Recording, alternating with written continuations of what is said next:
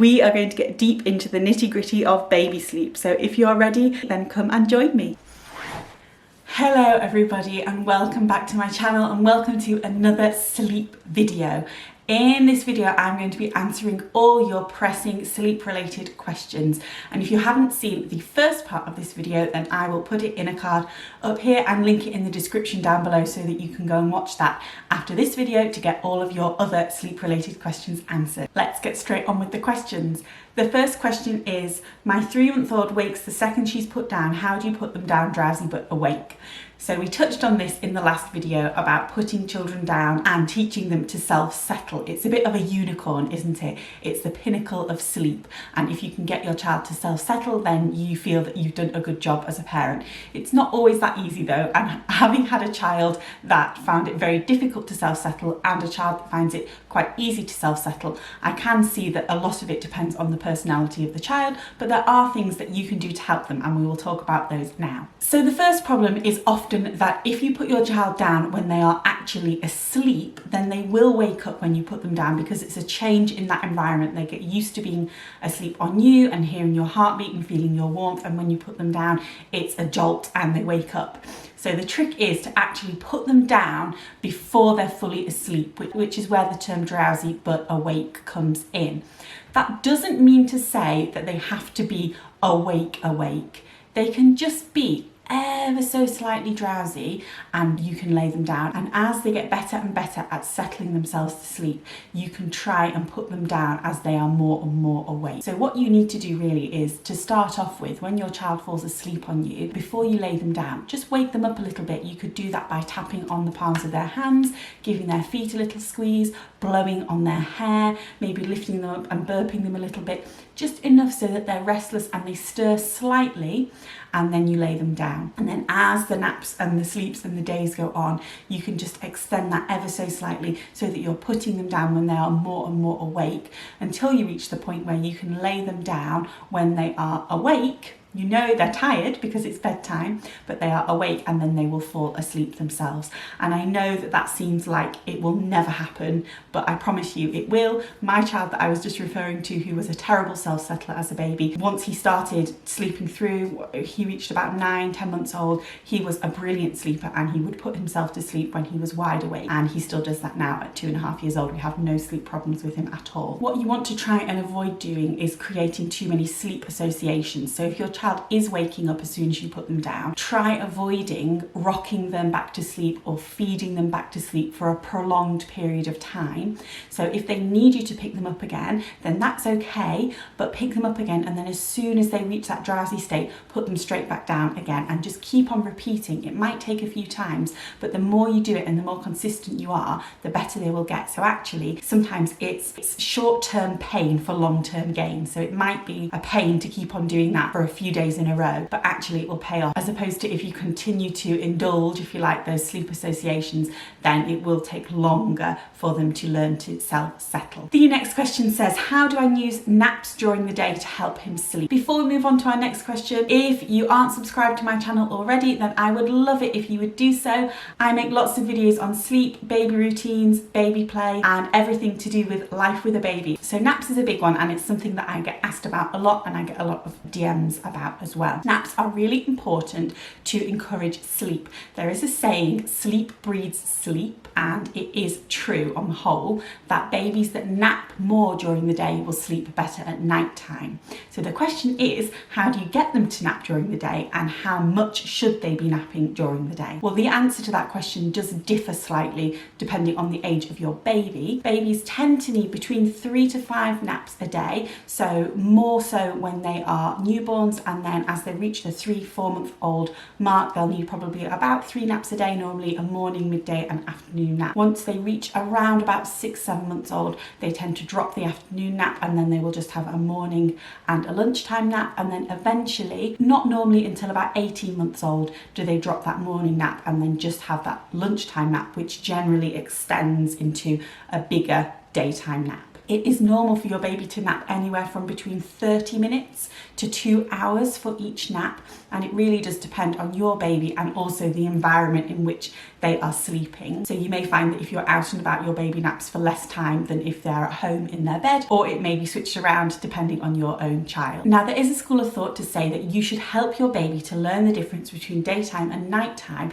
by making sure that their daytime naps are bright and noisy. So that means that making sure that they nap in a lit environment like this, maybe just with a small covering on the windows, not making it pitch black, and not avoiding doing things like hoovering or unloading the dishwasher, things that make noise.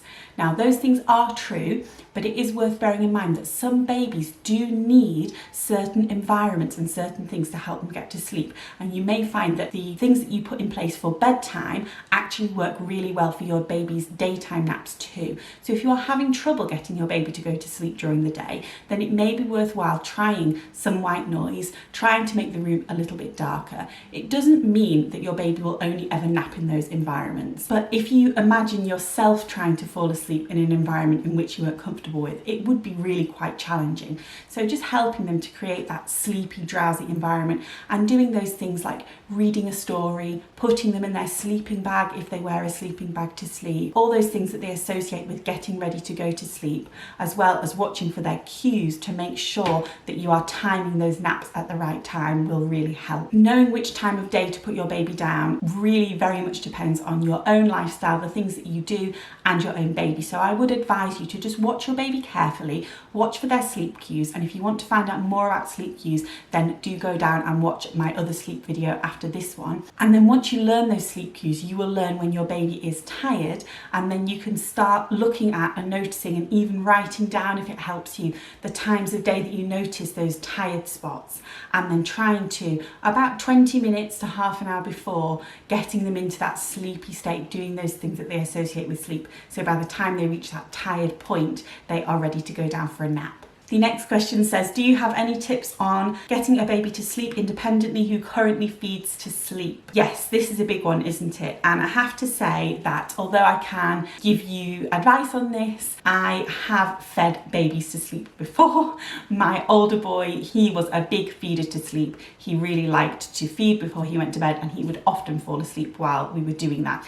And it wasn't actually really until we broke that cycle, or we tried to break that cycle, that he started sleeping through, particularly during the night. So not feeding him during the night really did help to get him to sleep through. But we didn't do that until he reached that around that 9-month mark, when I knew that he was getting enough nutrition and food during the day that he didn't need it at night time. So it's very important that you don't try and make your babies go without night feeds at night if they are younger than that. So my advice would be that if your baby feeds to sleep, then like we were talking about before, you just need to slowly wean them off that. So try, after they've finished feeding, to wake them up a little bit before you put them down, and allow them to then self-settle in their cot, so that they're not associating that feeding directly with being asleep in their cot. So just wake them up a little bit. You could do that even by just picking them up and burping them before you lay them down. If we're talking about nighttime as well, you could even try putting the feed before the bath. So rather than doing bath, feed, bed, you could do feed, bath, bed, just to wake them up a little bit again after they've fed. You'll know that they're full when they go to bed, and then you can teach them to self-settle and fall asleep in other ways rather than relying on you to feed. The next question is an interesting one, and it says, my baby has night terrors. Have you got any advice? So I don't obviously know your baby's exact situation, how old they are. It's actually very uncommon for young babies to have what we would associate as night terrors. They tend to be things that older children get, say 3, 4, 5-year-olds. What younger babies tend to get is something called a confused awakening, which is very much what it sounds like. So basically, babies wake up confused by their environment. It often happens when they've fallen asleep in one place and then they wake up in another place, and they are, as it sounds, confused by what's going on. And then you may see them crying, arching their back, screaming, being generally very upset. The things that you can do to mediate that are to make sure, of course, that you're trying to put your baby down in the same place where they're going to sleep. So again, going back to that, putting them down drowsy but awake. If you can do that, if your baby will allow you to do that, then that will help solve some of that problem. And also to be aware that sometimes babies do have bad dreams. They do wake up because they maybe have a little bit of a fright, maybe their arm hits out at the cot or they bump their head, and they just need a little bit of comforting to bring them back down into that sleep state again. So what you can do is work out what works for your baby in terms of soothing them. If it means picking them up and giving them a little cuddle, making sure that they're drowsy and then laying them back down, then that's what you need to do for your baby. If we're talking about actual proper night terrors, then there isn't actually anything that you can do for those. You just have to wait for them to pass. Now, I've never experienced a night terror, but I imagine that they're very scary because children can be very, very upset, screaming, seeming very agitated by what's going on, and incredibly scary for you as a parent. So if you think that there's something else going on there, obviously you need to talk to your GP or your health visitor. But if you do generally think it's a night terror or it's been diagnosed as night terrors, then all you have to do is just wait for it to pass, and then generally your baby or your child will just fall back asleep again after the night terror has passed. The next question says, how can we stop our 15-month-old tantruming and screaming at nap time and bedtime? That's really hard. You have my deepest sympathies. Finley went through exactly the same thing. I do think that a lot of it is a phase, and it comes down to separation anxiety. It comes down to them understanding that maybe if they act in a certain way, that it will mean that you will stay with them a little bit longer. So the main thing that I can advise with this is to persist, be consistent, and be strict. Now, that doesn't mean that you have to be mean, but it does mean that you have to be firm. And in doing those things, and I'll talk a little bit more about the things that you can do in a second, then it means that your child will quickly pass through that phase, and what you won't have done is create long-lasting sleep associations or habits that will be really hard to break. And that is one of the most important things that I learned as a first-time parent, especially as a takeaway, that really a lot of these things are phases. The good things are phases, unfortunately, and the bad things are phases too, and you just have to push through and work through and know that soon it will come to an end. Now, that doesn't mean that you shouldn't do anything, that you should just sit by and let it wash by you, but it's about doing the right things in those times and not creating bad habits. So at 15 months old, your child is very perceptive, they are very intelligent. 15-month-old babies are a lot more intelligent than we give them credit for. So a big part of what you need to do is talk to your baby about bedtime and nap time and explain to them what's going to happen. And you could start doing this a good 15-20 minutes before the actual bedtime event happens. It may help to even give them a little bit of a countdown. So for example, you could use timings. So in 10 minutes, it's going to be nap time. In 5 minutes, it's going to be nap time. In 1 minute, it's going to be nap time. And obviously at first they won't understand what those timings mean, but if you are consistent with your use of language, they will learn to associate those words with the amount of time that then passes after those before you give the next timing. You could also use things like, after lunch, it's going to be nap time. We'll read a story and then you're going to go to sleep in your bed. Saying it in that way, rather than saying it in a questioning way, for example, oh, are you tired?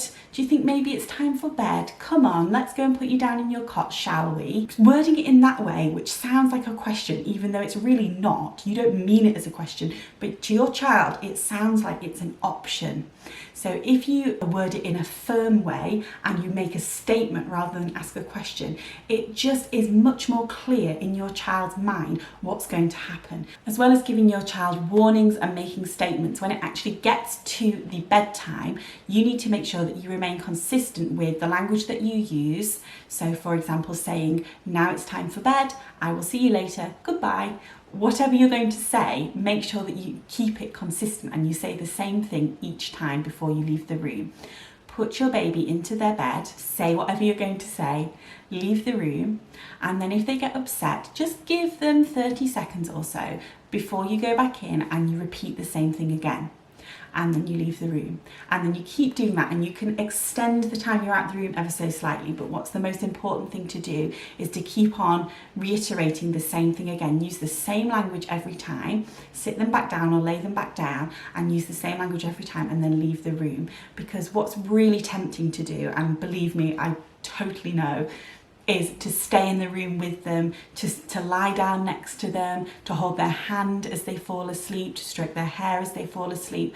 And although those things may work, you are actually creating inadvertently bad habits which are going to be really, really hard for you to break, and you are potentially going to then end up having to do those things for a lot longer than you want to. If you remain consistent in your language and your actions, it comes back to, again, short-term pain for long-term gain. It may be difficult for a few days, for a week, but in the end that will pay off. The next question says, my 8-month-old is taking a long time to get to sleep at night and is awake for at least 3-hour windows during the night. That is something that is a real challenge for lots of parents of babies, me included.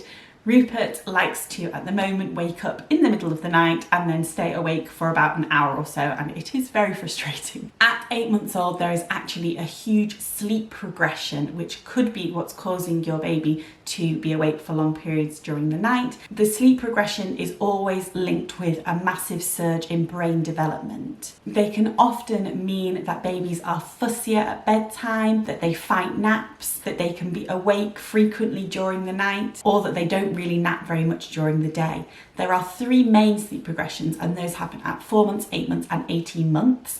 And one of the key things to remember is that they don't last for very long, normally about 2 or 3 weeks, at the most around 6 weeks. And again, if you make sure that you stay consistent with your routines and with your actions, then it will help you to pass through the sleep progressions easier without long-lasting consequences for your baby's sleep and for your own sleep, more importantly. It may also be worth bearing in mind that 8 months is prime teething time. So make sure that you rule that out as an option. It may just be that your baby is teething, in which case they may need extra feeds, they may need cold compresses or soothing gels on their gums, whatever you're using to help your baby with teething. So when your 8-month-old wakes up in the middle of the night and you are sure that they don't need feeding, that they don't need changing, that they're not too hot or too cold, then as long as they are happy, I would just leave them in their cot, in their room, just happily chatting away to themselves, and you may find that they actually fall back asleep. Even if they don't fall back asleep and an hour or so later they need you to come in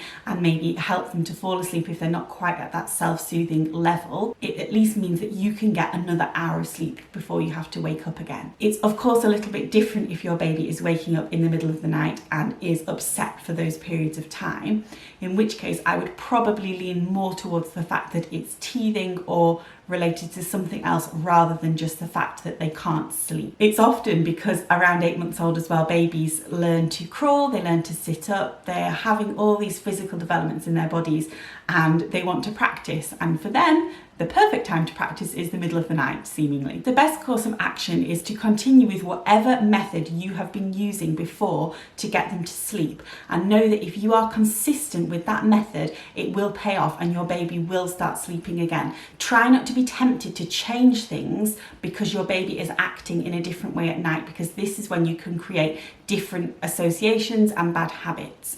Just because your baby is waking up at night or finding it difficult to go to sleep around those sleep progression times, it doesn't mean that what you're doing as a parent is the wrong thing. It just means that your baby is going through a developmental shift. What they really need from you is consistency, because that will reassure them, that will help them pass through this developmental stage and get through the other side with as little anxiety and bother as possible. You can use any of the methods that I've talked about in this video or in my previous sleep video, whatever works for you, but just pick a method and make sure that you remain consistent with it. And hopefully your baby should start sleeping more throughout the night. If you would like to learn more about how to solve your baby's sleep problems, then click on this video here to watch. Thank you very much for watching as always. If you have any questions, then do leave them in the comments below or send me a DM on Instagram or Facebook. Don't forget to subscribe to the channel to see lots more sleep and baby related content, and if you did like watching this video, then make sure that you do leave a like down below. So thank you for watching everybody, and I will see you all next time. Bye bye.